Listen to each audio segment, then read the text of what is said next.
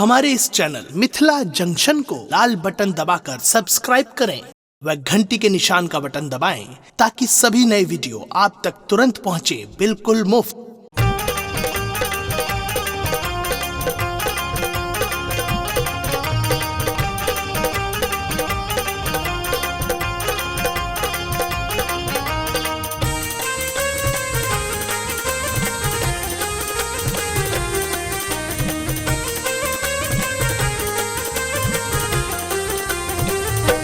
मैया एलौं तोरे द्वार पूजन बेरिया, मैया एलौं तोरे द्वार पूजन बेरिया।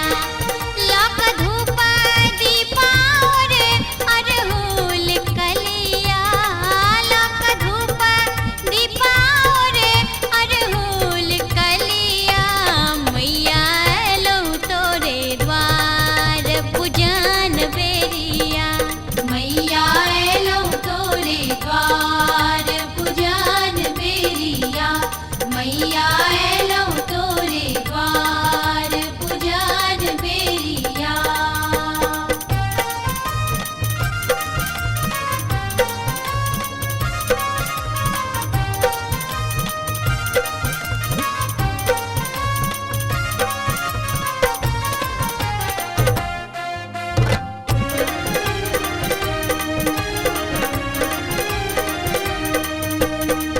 सब सखी झुम झुम मौरी चढ़ावे, सब सखी झुम झुम मौरी चढ़ावे, सब सखी झुम झुम मौरी चढ़ावे। हम चढ़बी यहाँ के लाल लाल सरिया, हम चढ़बी यहाँ के लाल लाल सरिया।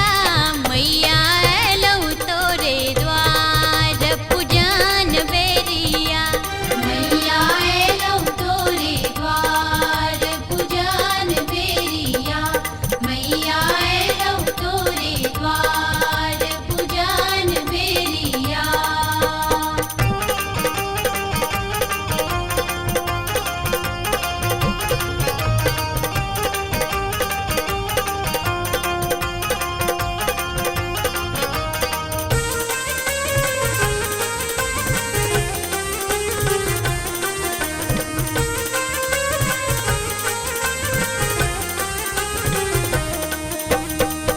सब सखी घुम घुम आचरी टंगई छथि, सब सखी घुम घुम आचरी टंगई छथि, सब सखी घुम घुम आचरी टंगई छथि। हम भैरे रहल छी तोर खोइठ मैया, हम भैरे रहल छी तोर खोइठ मैया।